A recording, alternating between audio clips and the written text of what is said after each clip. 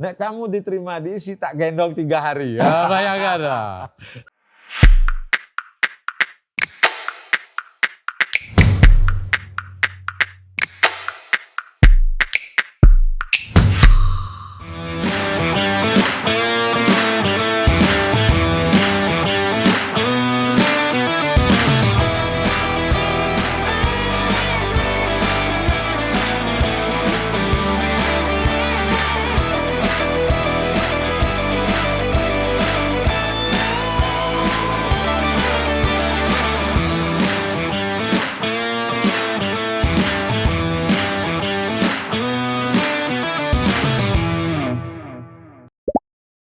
Halo teman-teman, ketemu lagi dengan saya Kepala Sukung Mojo dan hari ini sore yang mulai agak mendung, kami satu rombongan datang ke seorang maestro.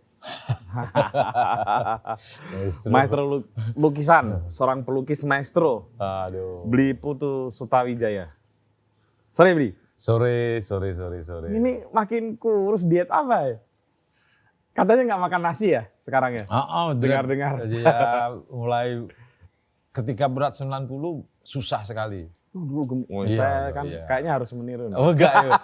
Setelah itu tak nekati, aku harus bisa nggak mengurangi tidak makan nasi gitu. Belajar akhir minum jus, makan sayuran. Sedikit-sedikit selama 1,5 tahun akhirnya bisa turun berat badan tuh dari 90 menjadi 64 sekarang.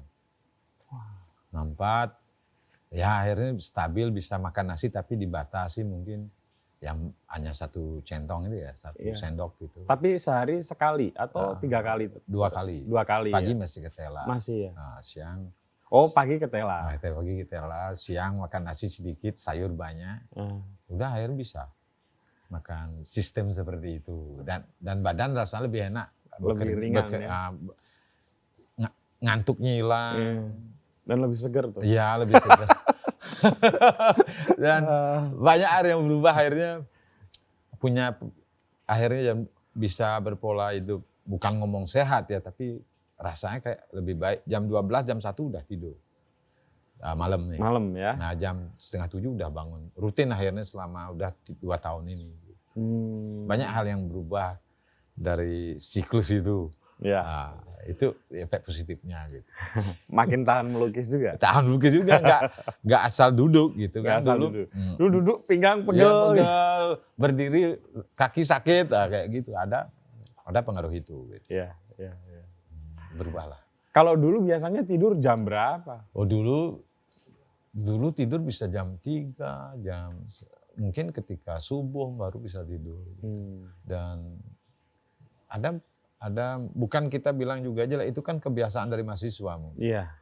Dari mahasiswa sudah melakukan itu, dan yang unik pola makan kita yang ngawur gitu. Ngawurnya begini, malam juga makan atau apapun kita makan gitu. Ya. Sebenarnya itu sih baik sebenarnya, karena kunci apapun orang bisa makan itu udah sesuatu yang bisa disyukuri. Iya betul. Nah, tapi kalau bisa kontrol makan apapun bisa dimakan tapi dikontrol mungkin bisa lebih baik lagi gitu.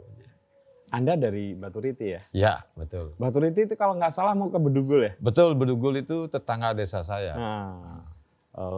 Terus di Bedugul itu perbatasan Buleleng ya? Iya Buleleng. Anda masih Tabanan kan? Saya masih Tabanan. Itu melukis sejak, kalau orang Bali kan pasti semua bisa melukis ya? Tidak juga. Tidak juga ya? Tidak juga. Tapi biasanya kalau upacara kan paling enggak harus memotong, kalau ada janur apa, Banten apa kan harus dirias, di apa gitu. Itu natural. Natural kalau itu. Pasti bisa. Dan yang menarik, saya punya lingkungan di Baturiti itu di Desa Angsri namanya. Angsri? Iya. Lingkungan saya itu lingkungan petani. Ya di situ. Petani otomatis dalam konteks upacara banyak yang di-create lebih sederhana. Memang agak beda ya. Beda Bali Utara dengan Bali Utara, Bali Timur. Selatan. Saya Bali Tengahan yang mau ke utara lah. Utara, udah lebih sederhana, ya, pura-puranya juga sederhana gitu. Dan kita hidup di lingkungan yang bahwa profesi sebagai seniman itu lazim, tapi tidak posisi seperti mungkin di Bali Timur gitu, kayak di Gianyar atau ke timur itu. Oh ya, ya, ya. Dan kalau di era kakek saya orang mau memanggil seniman pasti ke timur, entah tukang ukir, bikin apa gitu. Nah Tabanan itu Daerah petani. lebih Pertanian jenuh. besar itu. Ya pertanian besar yang punya kecenderungan semua bisa ditarik lebih sederhana. Dia tidak melaksanakan semua upacaranya apa yang dilakukan di Denpasar misalnya atau di Badung gitu. Iya. Dan memang budaya petani ada banyak hal yang bisa disederhanakan.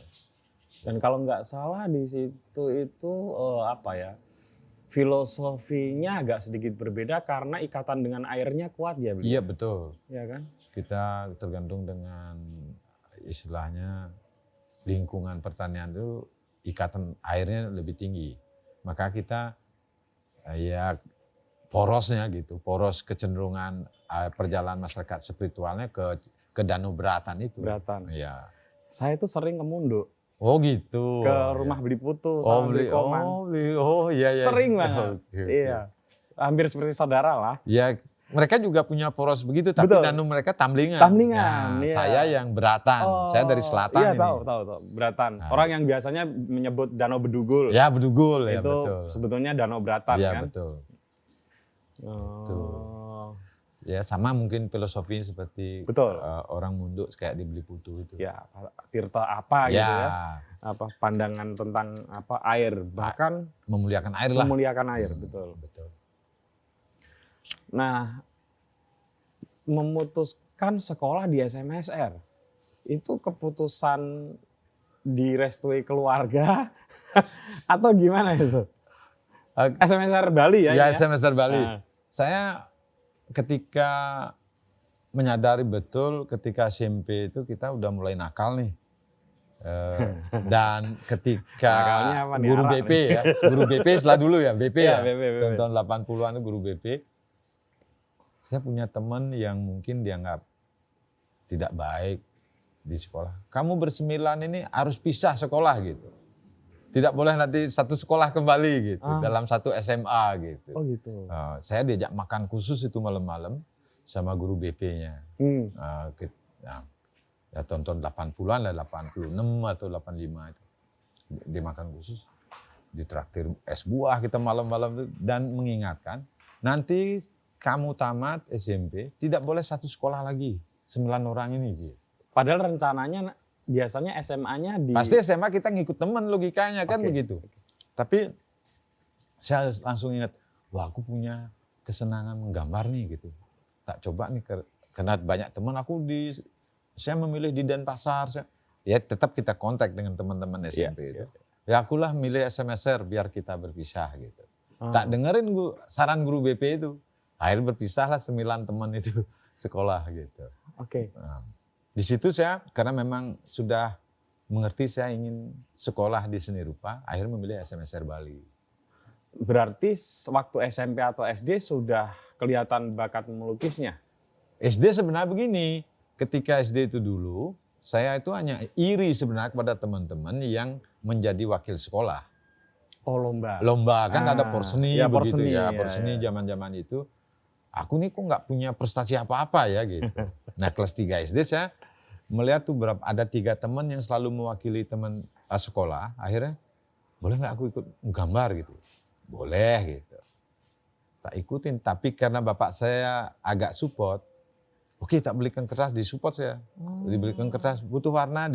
Karena bapak saya kan perbekal tuh mungkin seperti lurah di sini. Iya. Ya, dia support betul. Oh bekal ya? Iya, kayak lurah ya. Nah, Bukan bendesa ya? Bendeso istilahnya Bendeso, juga ya, oke. di Bali.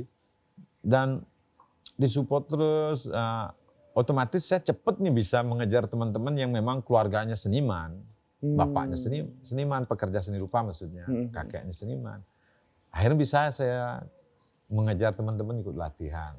Dengan pakem-pakem bikin wayang Bali di pura-pura lah kan begitu. Iya. Di pura atau apa. Akhirnya ketika SD kelas 5 mulai saya ikut porseni dalam arti sebagai peserta porseni di seni rupa gitu. kejar betul tuh teman-teman selama. Di situ saya mulai tertarik. Sebenarnya saya enggak, maaf kalau kita mengakui, mungkin kesenangan ada, tapi tidak dalam arti bukan keturunan seniman atau apa. Gitu. Tapi kerja keras itu. Akhirnya bisa mengejar seperti apa kecenderungan seni rupa yang kita pelajari justru yang punya pakem, wayang jelas pakemnya gitu. Dari situ yang tertarik saya, bapak saya nyupport betul. Nah, berlanjut itu sampai SMP, itu ingat lagi ketika mau harus pisah sekolah, ingat wah aku harus seni rupa nih gitu. Nah, aku harus sekolah di seni rupa dan saya menyampaikan ke bapak. Banyak juga saudara-saudara bapak atau kakak-kakaknya sudah kuliah saat itu kita mau SMA. Nanti rumah siapa dikasih gambar? Wah, nggak tahu. Pokoknya saya udah nggak kuat, saya nggak paham biologi, nggak paham fisika. Wah ya kayak gitu kecenderungannya di seni rupa aja dah. Nah, gitu. Makanya pilihnya ke SMSR. Dan di SMSR sudah mulai menjual lukisan ya? Betul, karena gini, di Bali itu menarik karena teman-teman satu kos itu semua selain belajar, dia tuh di luar jam pelajar tuh menggambar. Ini kos anak-anak SMSR? Iya, kos anak-anak SMSR. Karena banyak yang dari luar daerah. Dari luar daerah kumpul dan nggak tahu ya teman-teman itu paham ada peluang karena deket ya Batu Bulan dengan Sukowati itu. Ada peluang belajar. Oh, Anda di Batu Bulan? Oh, iya. Saya juga lama di Batu Bulan. Oh, itu saya di Batu Bulan SMSR-nya.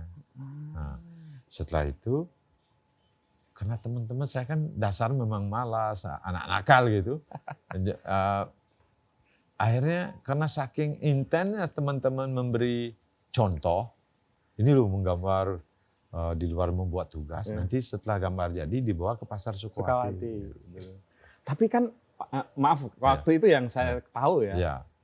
Kalau di pasar Sukowati kan sudah sangat industrial ya. Misalnya yang saya lihat tuh 20 kanvas dijejer. Iya, ada betul. yang kasih warna kuning. Iya, kuning gitu. Jalan iya, gitu. kayak Nanti gitu. yang merah gitu masih yang di era itu belum. Ya? Daerah saya tuh masih seni rupa tradisional. Oh. Yang misalnya yang paling tren di ketika tahun-tahun 80-an 88 mungkin ya. 87, 88 saya SMSR itu. Yang paling tren itu gaya ubud pengosean. Gaya ubud, ya. Nah, yang nggak ada fokusnya. Nggak ada fokusnya. Yang semua gitu, sama. Sama. Yang ada juga lukisan tentang flora dan fauna kayak gitu.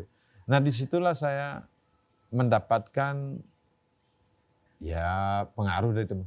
Ini lagi laku ini yang misal flora fauna ada pohon padi, ada burung, satu ekor atau apa. Ini lagi jalan. Iya. Kita membuat seperti itu latihan terus dan semua nanti setelah selesai teman-teman membawanya ke pasar Sukowati. Dekat juga kan? Dekat itu, dari Batu gitu. Bulan. Boncengan dekat nanti.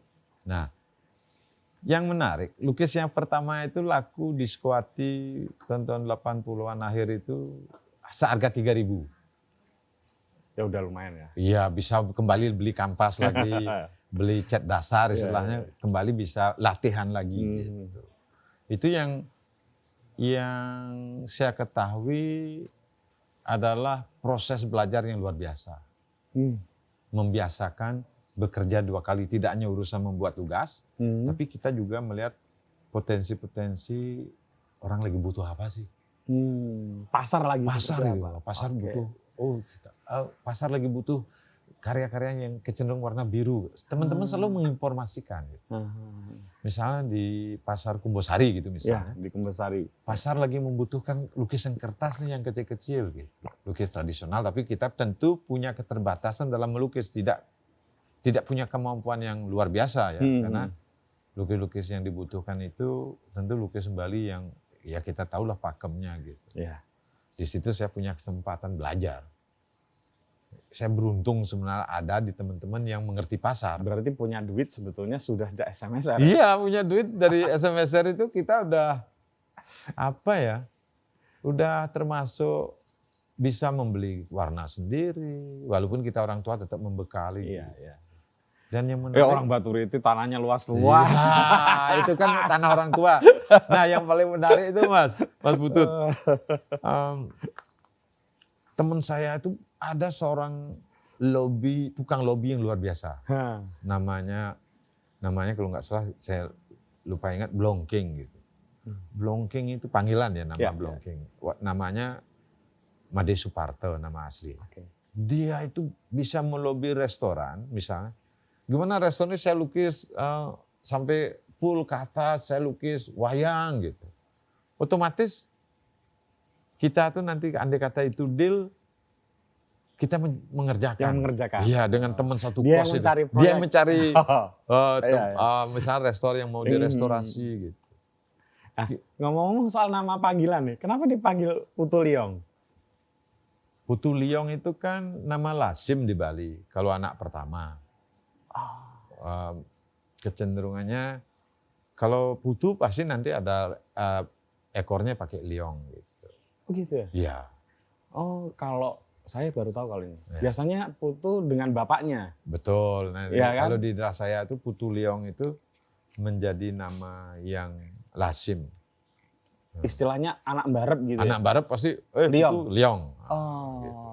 Apakah itu ada pengaruh dari istilah? Karena lingkungan masyarakat Bali antara Cina dan Bali kan dekat-dekat gitu. Betul, apalagi daerah sudah mulai ke utara. Iya, orang Chinese juga makin nama Bali kan Iya. gitu. Udah biasa gitu. Apa koin-koinnya Ya, di Bali kan koin-koin juga masih dipakai untuk koin acara. dari Cina ya. Ya dari Cina, tetap nggak bisa digantikan. Iya. Mungkin kecenderungan pemanggil nama itu ada kayak hubungan dengan itu. Putu pasti Liong langsung. Oh, Makanya kalau nyari ini putu, informasi baru kan? betul. Kalau mau manggil di kampung saya mencari Putu Sutawijaya nggak tahu orang. Putu Sutawijaya ya pas bingung, gitu, Mas. Terus kenapa memutuskan kuliah di ISI Jogja? Kan di Bali juga ada STSI ya kalau nggak salah? STSI dulu ya. Sekarang ISI sudah juga namanya ya? Yesi. Hmm. Saya guru-guru saya tuh semuanya tamatan ISI Jogja. Oh, guru SMSR ya? Guru SMSR. Kalau ngomongin romantisme ingin menjadi seniman, mereka selalu cerita betapa heroiknya Jogja gitu. Nah, karena guru-guru yang memiliki udah Jogja minded lah pikirannya gitu. Mungkin dalam sisi pendidikan selalu dia bilang kalau mau jadi seniman harus ke Jogja. Harus ke Jogja. Apalagi ketika itu kita waktu SMSR itu melihat pamerannya dari Sanggar Dewata gitu di Bali. Oh iya, Sanggar Dewata adalah orang-orang Jogja, teman-teman Bali yang tinggal di Jogja. Ya. Ya mereka suka nggak suka, mereka adalah gerbong pembaharuan di seni rupa modern atau kontemporer ini. Di Bali, Bali terutama ya, iya. Mendobrak seni lukis di Bali. yang ya kita tahu lah Bali itu punya ya pakem sendiri. Gitu. Yang orang selalu katakan ada seni tradisi, sebenarnya seni modern yang selalu dianggap tradisi gitu. Ya, itu dan saya ketemu banyak seniman yang selalu memotivasi dan bercerita tentang Jogja. Oke. Dan memang ya persentase perupa-perupa yang di Bali itu masih jebolan Jogja rata-rata. Gitu. Iya. Itu yang membuat saya harus ke Jogja nih. Dan langsung lulus lah ya, masuk ISI Ya kan agak langsung. susah. Iya betul, ketika itu saya di luar dugaan, ketika tes bisa lolos. Ini teman-teman supaya tahu ya konteksnya. Jadi di ISI itu kalau mau masuk seni lukis ya jurusan seni lukis itu agak susah. Ada banyak perupa di Jogja yang butuh waktu 3 kali, 4 kali, 5 kali. Padahal udah jadi pelukis. Iya gitu. betul. Tapi susah memang karena ada ujian apa? Ujian goresan ya dia? Iya ujian praktek itu kan ya karena yang menilai adalah memang guru-guru profesional dulu ya. Pak Jarsidik, Nyoman Gunar suatu tahu dia mana yang istilah goresan jadi, mana yang goresan. Mereka mungkin paham psikologi dalam konteks perupaan itu. Iya. Gitu. Nah itu bayangan waktu itu ya, bayangan masa depannya menjadi pelukis itu ketika sudah di SMSR atau ketika mulai kuliah di Jogja? Saya gini, ketika SMSR saya punya kesempatan sebenarnya ya kalau kita sebut menjadi tukang gambar itu sudah ada kesempatan. Karena udah merasakan duitnya ya, juga. duitnya, kita merasakan pasarnya, kita merasakan dan tahu kita punya partner. Oke. Nah, kita udah punya langganan. Ya. Di Bali biasa Di tuh Bali ya, langganan ya. langganan kan gitu. Repeat order. Iya, betul. Setelah itu saya ada satu kesadaran pada titik-titik tertentu saya berpikir saya harus berhenti melakukan ini. Saya harus meninggalkan Bali kalau ingin menjadi seniman seperti pesan-pesan guru saya gitu. Saya hentikan itu semua. Berhenti dalam arti bukan berhenti berpikir bahwa kita melukis nanti pasti dikirim ke ke Artshop sudah jadi uang. Ini harus dihentikan. Nah, artinya ini berkarya. Ya. Akhirnya kita putuskan ke Jogja. Nah, ya istilahnya di luar dugaan saya bisa langsung lolos. Di antara teman-teman jagoan semua itu. Ada 10 orang Bali ke sini. Bisa disebut beberapa? Ya, jagoan itu ya kayak Made Sumadi, Pandey Ketutaman. Oh, Pandey Ketutaman ya, itu satu angkatan pertama, tapi dia tidak diterima ketika bareng dengan saya tes pertama, tidak diterima. Padahal dari SMS juga? SMS juga, tahun depan baru dia keterima. Sama saya, dan ada lagi Nyoman Mulyarto, semua jagoan sebagai patron itu. Oke. Ya, Pandey Ketutaman siapa yang iya, Pak. Dan di luar dugaan tidak keterima. Saya yang orang lain bedek saya gini, di asrama Bali saya tinggal karena saya tidak pernah latihan kayak mereka itu, saya ngerokok aja terus di pojokan gitu. Sampai ada yang nyeletuk penghuni asrama Bali. Yang lama ya? Yang lama di asrama Bali. Ketika itu, nek kamu diterima di ISI tak gendong 3 hari. Ya, bayangkan. Saya langsung, dia ngomong begitu. Kalau kamu diterima di ISI, karena dia tahu juga bahwa untuk nyari ISI susah. Iya, ketat. Nah, kalau kamu keterima di ISI tak gendong 3 hari. Akhirnya, nah itu mungkin motivasi ya. Wah, ini harus latihan, ikut latihan kayak yang lain. Ya sama, ketika pengumuman di luar dugaan saya yang diterima. Berkah betul. Nah, karena saya punya masa lalu yang nggak baik gitu dalam konteks pergaulan atau di tingkat SMA itu, dalam bis saya memegang ketika itu kan tebel tuh amplop yang sebagai tanda kelulusan itu diterima, dinyatakan kita lulus masuk ISI Yogyakarta. Saya di bis, saya pegang ini. Saya mau lapor ke masnya? Balik ke Jogja. Oh, balik Jogja udah diterima kan, balik Jogja mendaftar nih. Oh, waktu itu berarti sempat pulang dulu ke Bali Batu Riti. Ya, Batu Riti gitu. Setelah diterima tuh di bis saya pegang. Wah, aku harus berubah dengan ini. Saya harus berubah dari ketidakdisiplinan, dari kenakalan, dari apapun. Saya harus berubah. Emang nakalnya kayak apa sih, Bli? Kan kenakalan SMA era itu bareng-bareng nih dengan teman-teman gitu lah. Minum arak. Ya minum arak, senang ngebut, kayak gitu. Ya betul lah gitu. Biarpun anak petani tapi petani Batu Riti. Iya, jangan betul salah. ngebut tetap gitu. Nah, maksudnya karena seperti pesan bapak saya, nek kamu kuliah di Bali, mending kamu manten, enggak usah kuliah. Kalau ke Jogja boleh. Oh gitu. Iya, bapak saya gitu. Waduh. Kalau kamu di Bali, enggak lah. Manten aja sekalian langsung gitu. Ini ada sertifikat tanah jadi petani yang baik. Waduh. Saya pilih kuliah kalau gitu. Manten tuh maksudnya menikah. Menikah. Ya. Cepat-cepat menikah kalau kamu kuliah di Bali. Gitu ya. Oh, bapak saya itu. Itu jadi dorongan lah jadi ya. dorongan, memotivasi. Itu yang, ya bapak saya juga orang yang sangat luar biasa. Punya keinginan anaknya jangan kuliah di Bali lah. Kuliah di luar lah gitu, karena saya laki-laki kan gitu. Gitu. Nah, di sepanjang 7 tahun kuliah nih, lama kan? Lama banget, 7,5 tahun. 7,5 tahun, persis saya juga 7,5 tahun. Makin yakin akan menggeluti profesi perupa, karena kan sempat ditawarin jadi dosen juga. Iya betul, saya itu ketika sudah semester 6, 7, 8 itu mulai saya digoda ya oleh pekerjaan. Ada seorang sahabat itu dari kampung saya punya perusahaan batik atau konveksi lah ketika itu. Ketika boom-boomnya wisata Bali tahun 90-an ya kan konveksi itu sedemikian luar biasa. Saya diundang ke rumahnya, tuh mau nggak kamu pegang perusahaan batikku. Batik kontemporer mungkin ya, batik-batik modern itu. Saya bilang kepada namanya Wayan Kentri gitu. Orang kampung saya nih diskusi. Wah saya nggak tertarik. Padahal dia melihat karena kita orang seni rupa kan, oh ini lebih baik lah dia tahu seni rupa. Saya nggak tertarik untuk bergerak di sini, saya bilang gitu. Tapi pikiran saya itu hanya aku ingin jadi seniman, ingin jadi pelukis gitu aja.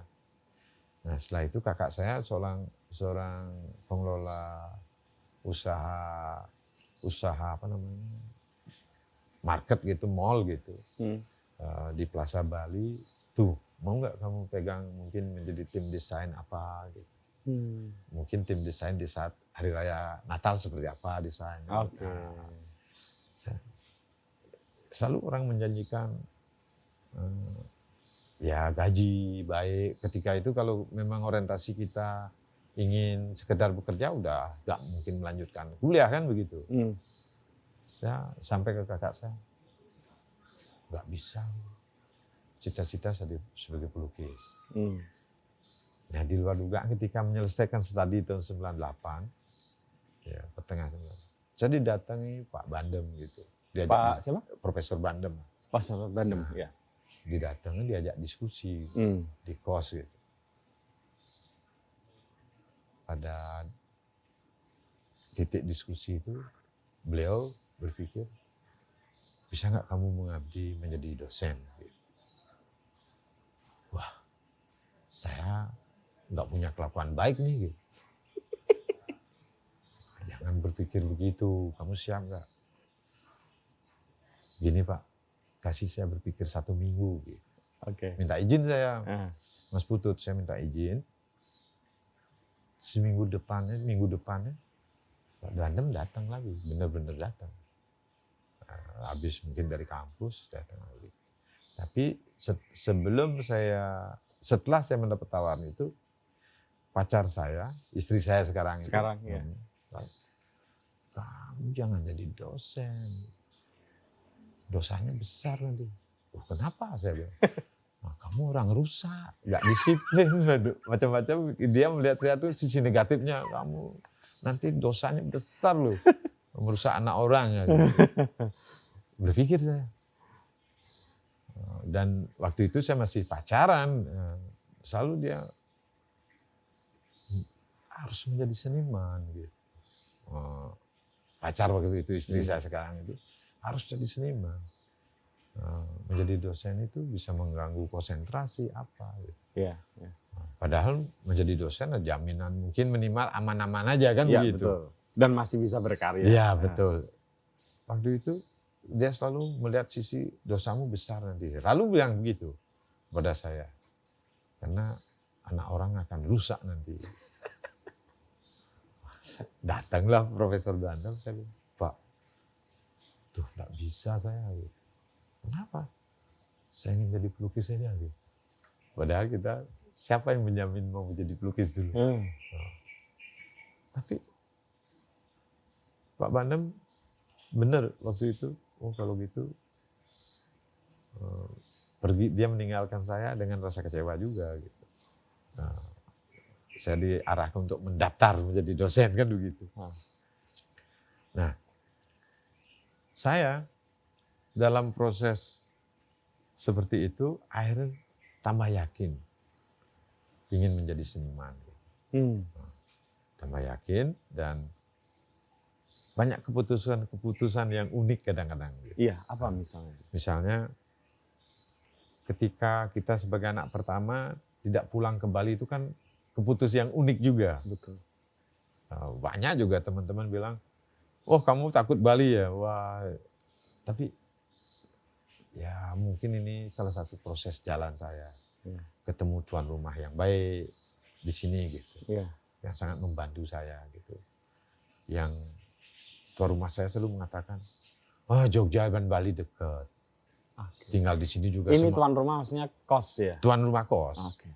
Tinggal di sini. Benar tuan rumah saya tuh nggak pernah. Ketika saya tinggalkan pulang ke Bali 1 tahun gitu. Ketika melahirkan anak, ketika beristri, rumah saya nggak dikontrakkan. Sampai saya balik lagi rumah tetap enggak, pakai aja. Saya biasa, saya nggak bayar rumah kos saya dulu ketika mahasiswa itu 2 tahun nggak saya bayar.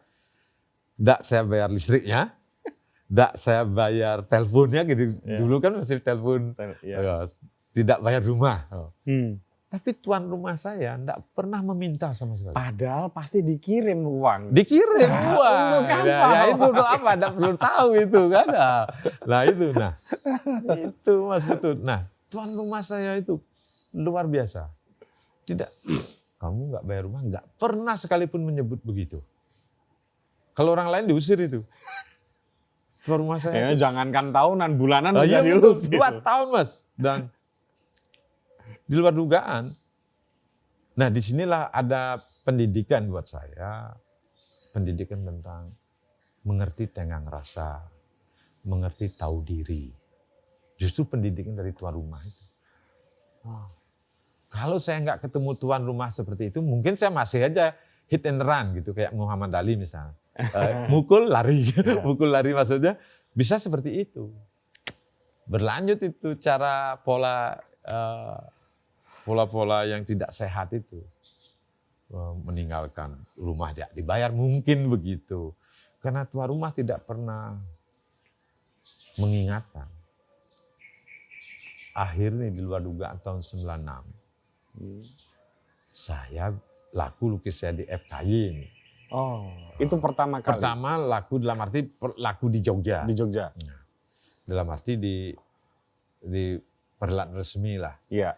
Laku. Bukan orang yang datang terus Bukan. suka dijual atau teman sendiri gitu ya. Laku dibeli Edwin waktu itu. Edwin Galeri. Iya. Dibeli. Memeganglah uang saya ketika itu kurang lebih 4 juta. Uang besar. 96, Ya, besar sekali. besar. Satu sepeda motor. Ya betul. Disitulah saya malamnya sadar, uang ini harus untuk membayar rumah. Yang tidak saya bayar 2 tahun itu. Di situ bukan saya disadarkan karena diminta, tapi saya sadar sendiri. Saya harus bayar rumah ini, uang ini untuk tuan rumah. Saya cari tuan rumah, saya pegang uang itu. Saya cari, saya mau bayar rumah. Tuan rumah saya itu ketawa. Benar kamu punya uang? Oh, benar ini saya punya uang sekarang. Serius ini, serius. Dicarilah ibunya tuan rumah saya. Bener nih gitu, dia punya warung, saya makan di sana gitu. Udah kayak apa gitu, udah nggak bayar kos, nggak bayar rumah, makan tetap biasa gitu. Bener tuh, punya duit kamu gitu. Mbah Kamto namanya, Mbah Kamto. Bener kamu? Bener Mbah Kamto, saya punya uang nih Bu. Diturunin lah surat-surat, kan pakai kertas-kertas tebal waktu itu. Listrik, telepon gitu kan. Iya. Oh disimpan? Disimpan sama tuan rumah dari keluar, bawa segini. Rekening listrik, rekening telepon. Tebal waktu itu, ada pajak macam-macam, pajak jalan kan tebal, kertas biru itu. Iya. Diserahin ke saya, dihitung sama dia. Rumah kamu 2 tahun, rumah harga waktu itu rumah udah saya kontrak harga 700. Berarti 1,5 juta, 2 tahun. Ditambah kurang lebih saya 2,5 juta waktu itu berutang sama tuan rumah saya 2 tahun. Tapi waktu itu loh teman-teman, 2,5 juta itu gede banget. Gede banget dan saya tidak diusir, nah itu gila. Ya kira-kira kalau sepeda motor sekarang harganya 20 juta, ya 10 juta. Betul, Supra waktu itu motor baru 2 jutaan. Iya. Betul, nah di situ saya mengerti akhirnya ada kesadaran-kesadaran baru di lingkungan seperti itu. Kalau saya mungkin tuan rumah saya mungkin, maaf, bukan tricky ya, mereka haknya memang minta kosnya kok, kan tidak tricky. Kalau tuan rumah saya tidak mengerti, mungkin saya entah jadi apa sekarang. Masalahnya itu yang saya penasaran, duit tuh dikirim oleh orang Oh tua. iya itu. Nah, ya udahlah itu biarlah jadi rahasia aja. beli sendiri. Iya betul. Bisa. Nah, menjadi makin yakin berkarya sebagai perupa itu di tahun-tahun berapa? Saya bisa makin yakin ketika tahun 95, kan ada fase-fase kuliah dari 91 ke 95 itu ada rasa bosan. Pasti. Bosan ini, dan ingin saya ingin sekali untuk cuti. Oh. Nah, aku ingin cuti nih. Mungkin ingin cuti itu mungkin maaf ya tahun 93 itu ingin cuti ya, dan antara 93 sampai 95. Oh berarti masih ngambil teori lah ya? Teori sama tugas banyak. Di luar dugaan ada seorang dosen di UI namanya Wasit gitu.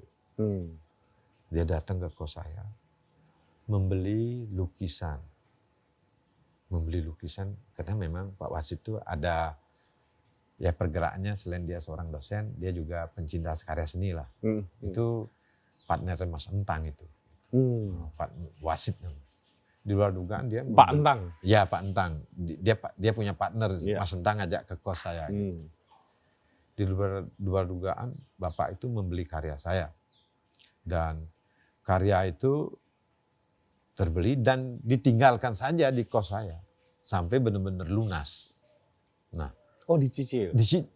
Dicicil memang, tapi memang karya nggak diambil gitu. Nah, disitulah ada semangat baru buat saya. Ternyata menjadi perupa itu bisa melakukan, maksudnya dalam konteks tingkat intelektual, mungkin tingkat-tingkat tantangan yang berbeda gitu, bukan urusan jual beli di Ubud, bukan sistem ngacung atau apa gitu. Ya sistem ngacung. Ya. Saya ini punya pengalaman menarik itu, gitu. Dan itu membuat semangat saya kembali bangun. Wah, aku harus kuliah lagi nih, bisa bayar SPP, bisa bayar kontrakan, komplit lah. Gitu. Nah disitulah saya ada menambah keyakinan dalam arti dalam konteks sebagai perupa di pergaulan di Jogja ini.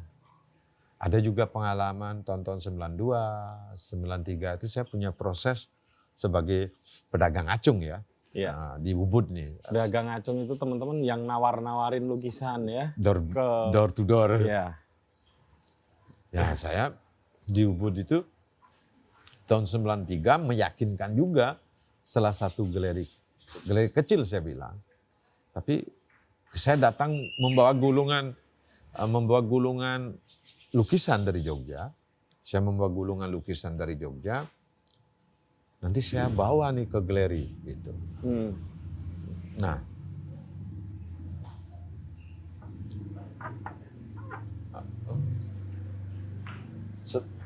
setelah sampai di Bali,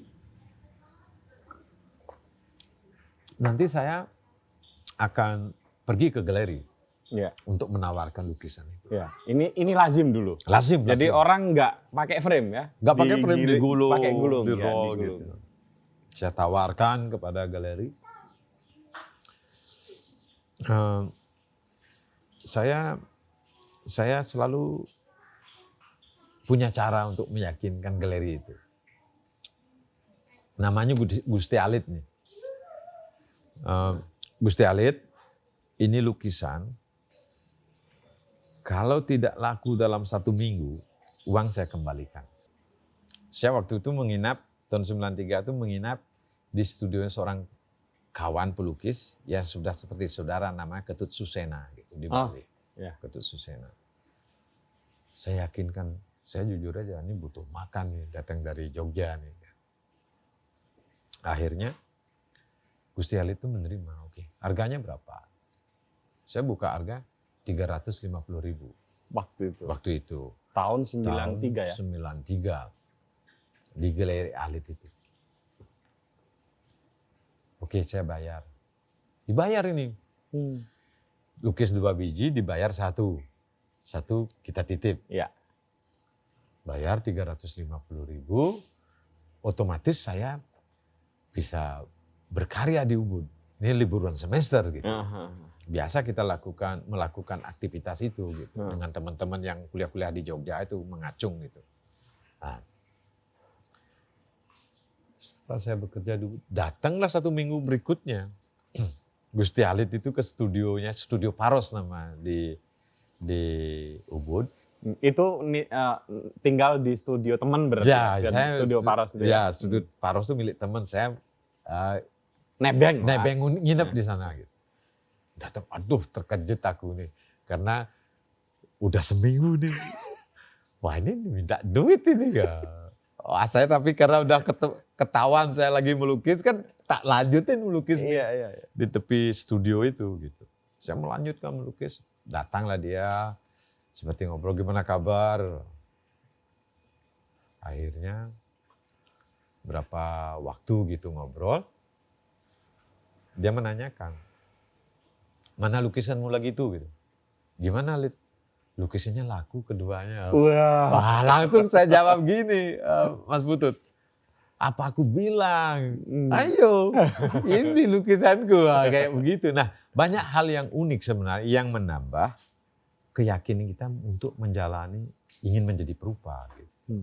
Nah banyak hal seperti itu. Selain dari kasus-kasus yang makin berat sebenarnya berikutnya gitu. Dulu kan dikenal sebagai pelukis dengan karakter pakai tinta India ya. Iya, tinta India. Itu pilihan sejak kapan itu? Pilihan saya kayak kembali lagi, uang tetap ada kiriman. Tapi entah jadi apa. Nah, otomatis Emang bandel sih. ya, ketika berkarya, membuat tugas kita kan bingung. Nah, bingung tuh, cat sudah nggak ada. Satu-satunya tinta India itu untuk murah, di atas kampas untuk Nah. murah, tapi media tetap di atas kampas gitu. Oh medianya Tetap di atas, tapi bahannya tinta India. Saya ditertawai sama teman-teman. Kamu melukis kok pakai tinta gitu.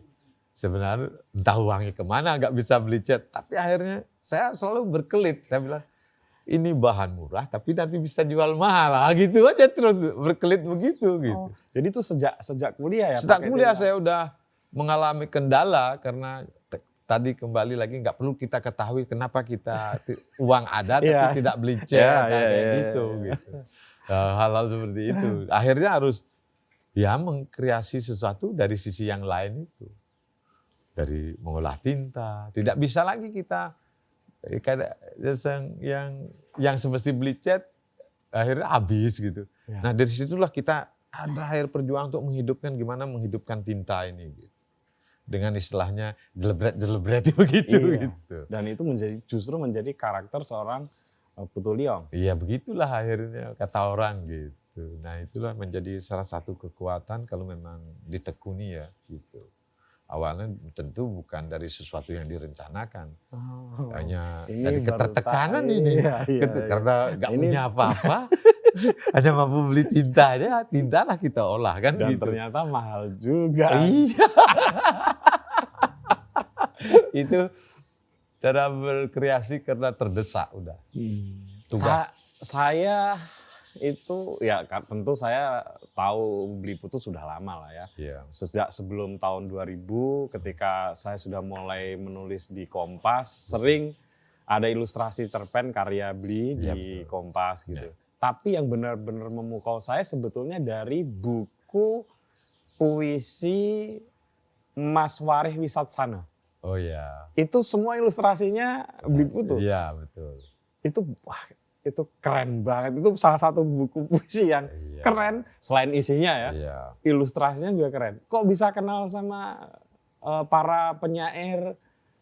Saya dekat ya dari dulu tuh mungkin karena faktor saya dekat dengan para arsitektur. Saya apalagi teman-teman di Bali kayak Ware atau apa dekat dengan Jengki, dengan siapa gitu, Iya, penulis-penulis dekat dari dulu. Saya termasuk orang yang kadang-kadang pergaulan saya tuh apa ya, nggak pernah saya termasuk berusaha terbuka mungkin gitu. Termasuk sekarang ini gaulannya dengan melukis gitar para Iya, gitaris. iya gitaris kayak gitu kita itu pergaulan gitu. Ah, Kita punya kesempatan apa ya untuk dengan menjadi perupaan salah satu alat untuk bergaul kayak jembatan lah gitu. Saya lakukan itu. Nah, oke. Teman-teman gini, karena sudah saya sebut ya, ada buku puisi yang salah satu buku puisi yang saya sangat suka itu karya Mas Warih Wisatsana, judulnya Ikan Terbang Tak Berkawan. Bagus sekali buku itu dan itu full ilustrasinya oleh Beli Putu Sutawijaya itu juga keren banget. Silakan cari kalau masih ada, kalau enggak ya termasuk buku langka itu. Saya senang ya menjadi ilustrator kawan-kawan itu. Luar biasa bergaul. Sekarang pernah saya menjadi ilustrasinya karya-karyanya Bre kayak gitu. Iya. Wow. Sekarang itu yang kemarin yang soal gunung-gunung gitu ya. Gunung-gunung, Batu, candi. Ya. Sekarang saya juga lagi membuat cover bukunya seorang Us Ujiarso tentang Tunggadewi. Tentang perempuan-perempuan hebat di masa-masa dulu gitu. Oke. Nah, kapan merasa makin yakin dengan jalan berkesenian ini ketika sudah mulai laku banyak itu, Bli? Bukan hanya banyak sih, laku mahal lebih tepatnya gitu. Ya, saya mengalami kalau urus laku kan dari kecil nih, kita nih sebenarnya saya tuh menurut salah satu kolumnis gitu berpendapat, kamu tidak mungkin bisa jadi seniman sebenarnya. Oh ya? Ya, karena kamu dari kecil udah terkontaminasi market gitu. Dia ngomong begitu di depan saya. Kenapa kamu bisa survive? Gimana caranya? Itu menarik sebenarnya pendapat dia. Tidak mungkin kamu bisa jadi seniman. Karena dari kecil kamu udah terkontaminasi market, hal-hal yang komersial sifatnya. Nah, saya justru ketika ada feedback gitu ya, ada sesuatu yang bisa balik, justru saya syukuri gitu untuk modal untuk memperbaiki diri sebenarnya. Gitu. Misalnya kalau di seni rupa, saya laku dari harga yang murah dari harga 3.000. Tapi pada titik sampai harga 11.000 ketika kelas 4 SMSR dan menyelesaikan studi saya di SMSR, saya punya kesadaran saya harus hentikan ini. Saya kuliah aja. Nah, akhirnya saya mengembangkan diri, kuliah, akhirnya berani kita masuk galeri tahun 93 mulai, udah di harga 300.000, kan udah ada peningkatan ini. Nah, banyak hal sebenarnya bisa dilakukan kalau mengerti kita melakukan jeda sesaat untuk memikir untuk apa langkah berikutnya. Gitu. Nah, saya tambah yakin menjadi seniman itu ketika menikah misalnya. Beli menikah itu tahun berapa? Tahun ya? 2000. Tahun 2000. Saya menikah. Itu belum jadi pelukis yang ternama? Belum, baru mulai saya menikah tahun 2000 itu menjual satu lukis yang judulnya Dijaga Bidadari. Dijaga Bidadari. Lukis itu ada di Jakarta sekarang. Dijaga Bidadari, saya mendapatkan, karena istri saya dari Malaysia kan saya mendapatkan tiket nih. Dari lukis itu saya bisa membeli tiket, bisa menyisakan untuk bekal. Saya menikah ke Malaysia tanpa minta izin di rumah. Karena saya takut minta izin nanti tahu-tahu saya pulang nggak bawa istri. Karena istri saya ya jujur aja kan belum tentu menerima saya keluarganya. Maksudnya keluarga istri atau keluarga? Keluarga istri. Pasti. Orang Indonesia nih, macam-macam kan. Saya tidak menyampaikan, tidak minta izin, saya berangkat mengaku berwisata aja ke Malaysia. Tapi surat-surat pernikahan udah komplit. Gitu. Wah, ini bandelnya kelihatan dari sini. Saya fight ke sana dan berangkat. Ya, saya bayangkan dari tahun bulan Mei 98 saya tidak bertemu dengan istri saya. Semenjak ya kasus reformasi kan dia pergi itu. Dia pergi, saya nggak ketemu. Dia hanya menelpon tahun 2000 ngajak menikah. Sebagai latar belakang, istrinya Bli Putu ini dulu juga kuliah di ISI. Ya, orang Malaysia yang kuliah di ISI. Nah, karena lama tidak bertemu, kita selalu lewat komunikasi lewat telepon. Tahun 2000 itu ada tawar, mari menikah. Waduh, gimana ini? Tapi ini harus diambil keputusan. Udah saya putuskan. Oke, surat apa yang dibutuhkan? Saya kirim semua. Dan akhirnya punya kesempatan untuk, karena persyaratan sudah komplit, menikah. Saya berangkat sendiri. Sampai di Malaysia, saya lupa bawa alamat. Karena kita lupa, karena ya itu, karena manajemen hidup kita tidak benar. Gitu. Wah, saya di bandara udah terlambat dijemput istri. Calon istri. Dilambat, istri saya hanya memperingatkan saya di bandara itu, kamu nanti diam di mobil. Oh iya, Saya ikutin dia ke mobil, saya diam. Saya melihat calon mertua udah baca koran di mobil. Tidak mau melihat saya. Oh berarti menjemput dengan Dengan orang tuanya. Orang tuanya juga bingung. Ini orang mana kok datang-datang nggak kenal dengan saya atau melamar anak saya. Pasti bingung juga gitu. Nah banyak hal yang unik sebenarnya. Nah disitulah saya ya seperti membangun keyakinan terus-menerus lewat seperti itu. Tantangannya seperti itu. Akhirnya saya diajak ngomong oleh calon mertua. Karena tentu siapa sih orang ini pasti bertanya gitu. Kok ini datang, tahu-tahu datang langsung belum kenal meminang anaknya gitu. Tapi surat udah masuk ke KUA-nya Malaysia lah kan begitu. Tidak bisa ditolak gitu. Nah, disitulah saya makin yakin gitu. Saya diam aja, walaupun di lingkung keluarga istri saya itu tidak ada yang ngajak ngomong, saya diam dan saya membangun keyakinan saya pasti menikah ini. Oke. Nah, pada saat saya mendapat kesempatan kenal dengan calon mertua itu bukan justru kenalan langsung kayak face to face begini gitu. Saya tuh kasusnya ketika mau pergi ke KUA. Mungkin istri saya nggak tahu gimana cara meyakinkan keluarganya. Mau dia ke KUA, akhirnya mertua saya yang laki itu bertanya, kenapa kamu belum pergi gitu? Tapi tidak melihat saya. Nah, saya jawab, saya tidak punya sepatu. Hah? Kamu nggak bawa sepatu? Nggak Pak. Oh itu di bawah tangga ada sepatu, tapi dia tidak melihat saya. Dia membalikin. Saya ambil sepatu, dapat sepatu. Sampai mertua saya selesai berdoa di altarnya lah. Balik, kamu kok belum keluar gitu. Baru saya bertemu face to face ini. Kenapa kamu belum keluar? Dia tanya saya begitu. Saya nggak punya kaos kaki Pak. Disitulah saya, gara-gara kaos kaki saya bisa bertemu face to face dengan calon mertua. Baru dia sudah 1 minggu saya tinggal di Malaysia, baru saya bisa bertemu. Oh di sana kaos kaki, memberitahu. Nongol kaos kaki, di situ saya bertemu.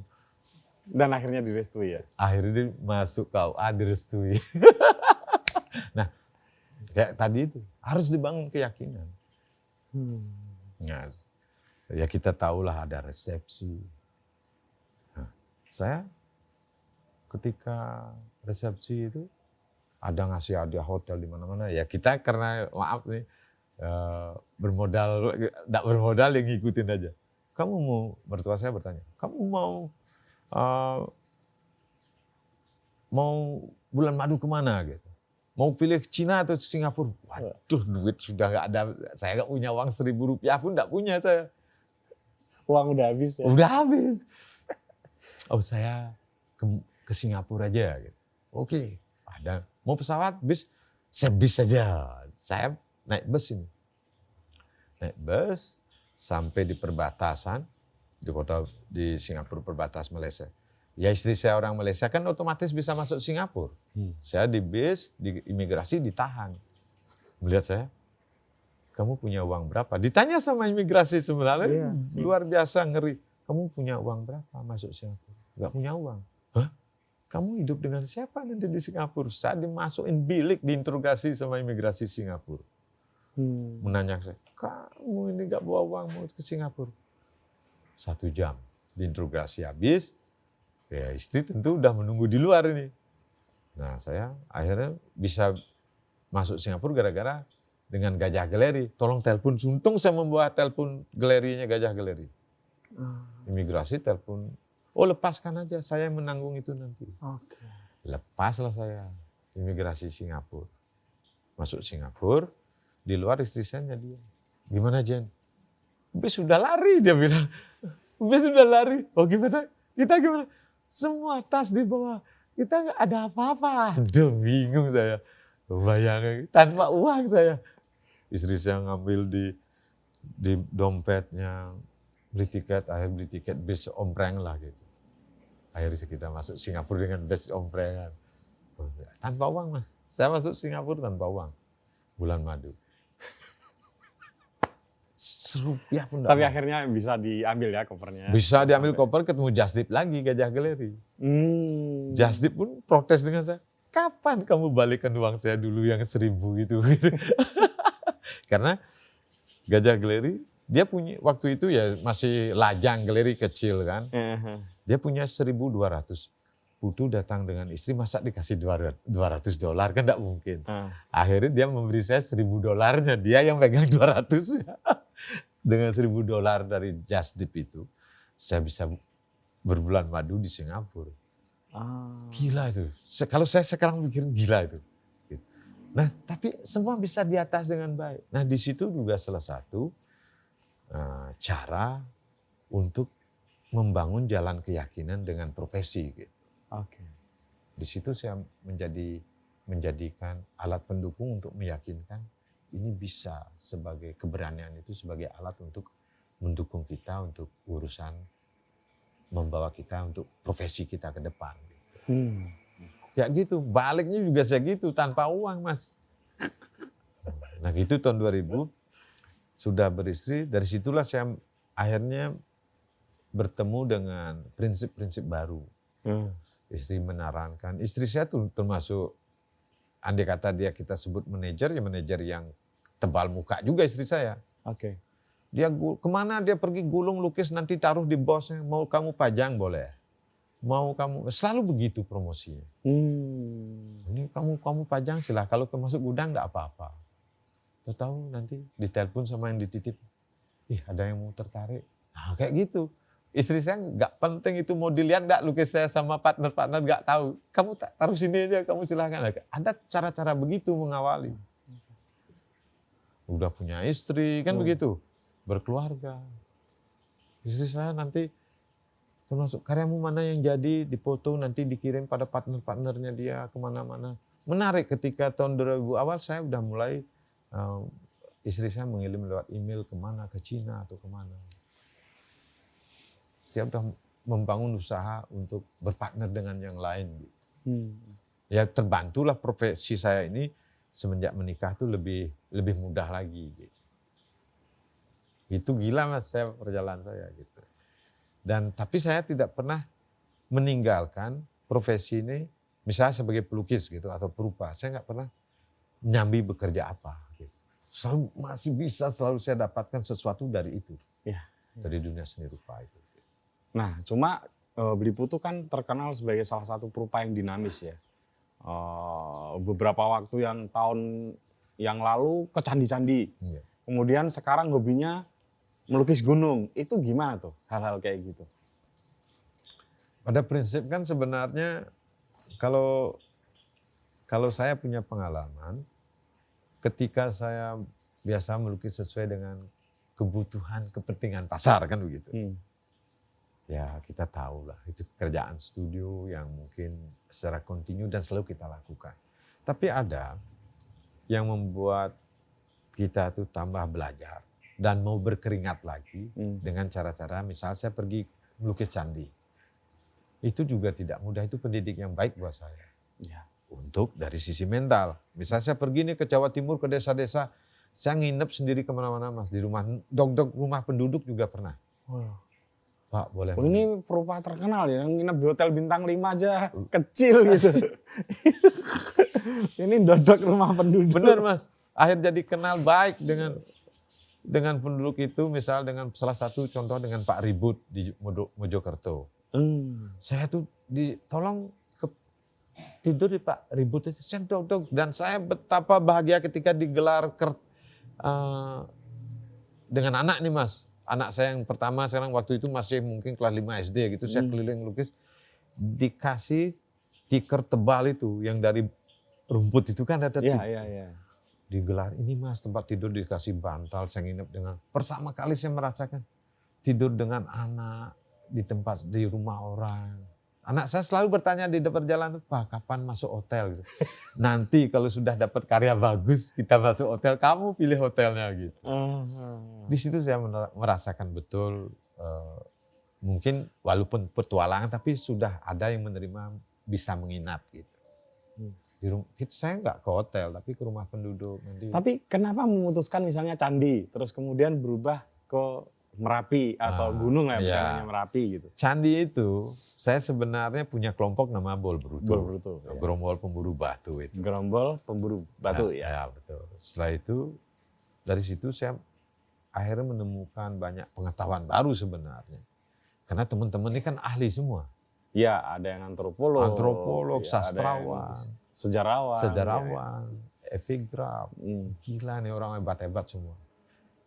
Di situ saya menemukan, ternyata seperti ini cara memahami candi gitu. Saya ngomong dengan teman, kalau kalian melakukan kerja seperti itu, misalnya teman-teman arsitek nih berpikir kayak Mahatma Anto atau Greg gitu, wah kalau fondasi seperti ini tinggi candi pasti kurang lebih setinggi ini. Dia punya imajinasi yang menarik sekali. Ya. Akhirnya saya, wah kalau begini saya tukang gambar ya harus dengan menggambar saya melakukan ini. Gitu. Akhirnya intent terus kita lakukan dari tahun 2009. Ya. Nah, justru mungkin pencinta seni saya selalu, mungkin kolektor saya, ngapain kamu melukis candi gitu. Tapi ini kebahagiaan lain gitu. Tapi ngomong-ngomong Bri, ini boleh dijawab boleh nggak? Kalau melukis candi gitu ada yang beli nggak sih? Nah itu. berarti kolektor saya ini pada keki ini gitu. Keki. Tuh ini kok mestinya pengennya yang jelek-jelek, yang begini nih kok candi apa nih. Atau Trimatra ya. Iya, saya langsung menerangkan. Ini study gitu. Ini study tentang dunia arsitek macam-macam. Juga banyak dunia filosofi di sini gitu. Dan tentu pengetahuan yang berhubungan cara dokumentasi orang Jawa dari zaman dulu. Saya yakinkan kolektor-kolektor terus-menerus. Yakinkan candi ini tidak sekedar bangunan. Catatan pencapaian manusia saat itu. Gitu. Karena candi semuanya berangkat tahun. Tidak ada tuh abal-abal candi di Indonesia itu. Candi palsu. Tidak ada, itu semua berangkat tahun, raja siapa, itu menarik sekali. Nah, disitulah saya mendapatkan kesempatan untuk belajar lagi. Dan karena saya orang Bali, maaf nih, akhirnya merasa connect dengan candi itu. Ternyata bangun-bangun tua itu original datang dari Jawa. Nah, ulang-alik pengetahuan yang ada di Bali sekarang yang diwariskan katanya sebagai Bali itu bagian dari Jawa dulu. Berarti banyak satu sistem pengetahuan dalam konteks pengetahuan, konteks fisiknya, bangunannya, warisannya. Ulang-alik antara Jawa dan Bali. Dan saya merasa dekat. Akhirnya cepet feel-nya masuk gitu. Bisa mimpi nih pingin melukis candi, misalnya candi Bangkal dulu di Jawa Timur. Saya mimpi Mas. Saya minta izin jam 10 malam sama istri. Bu, saya ke Jawa Timur ya. Ngapain melukis candi? Saya naikkan kampas sendiri, bawa cat sendiri. Nanti ke sawah basah gitu. Sampai di sana jam 7 pagi itu. Melukis. Atau kayak, kalau secara fisik ada ruang olahraganya. Tapi ada ruang yang excited ini yang tidak bisa diterjemahkan. Gitu. Itu yang saya dapatkan. Gitu. Gairah baru. Dan pernah saya dua hari, satu malam saya tinggal di Gunung Penanggung ngelukis itu. On the spot saya menggotong karet. Penanggungan kan lumayan tinggi. Lumayan tinggi. Saya menggotong kapas, menggotong cat Mas. Membawa air, membawa orang 10 orang. Gimana manajemen, gimana membeli roti sampai menghitung. Begitu kan akhirnya banyak belajar. Saya malah, ini 10 orang, roti segini, supermi segini, air berapa liter. Belum lagi melukis nanti. Wah akhirnya belajar menghitung. Akhirnya mengerti saya belajar menghitung. Oh kalau pergi seberapa hari, catnya berapa. Kayak gitu akhirnya mengerti. Akhirnya belajar dari pengalaman seperti itu. Dan semua itu menjadi pengalaman membuat kita tambah yakin. Walaupun pilihan visual ini berbeda, mungkin akhirnya ada beberapa kolektor yang bisa menerima. Termasuk ketika akhirnya memilih objek gunung. Objek gunung juga begitu. Berkembang nih pengetahuan. Saya selalu percaya Jawa ini salah satu sumber pengetahuan ya. Salah satu pusat sumber pengetahuan. Akhirnya naik ke atas, orang naik sepeda ke atas, saya ingin ketemu penduduk yang, nah ini kan pengalaman baru. Akhirnya diceritakan, ternyata setiap setiap sudut di Merapi ini punya kisah, filosofi sendiri-sendiri. Gitu. Walaupun mungkin orang yang lebih dalam pengetahuan, mungkin di situ ada kekuasaan, ada sistem. Ya. Tapi saya tidak melihat sisi itu.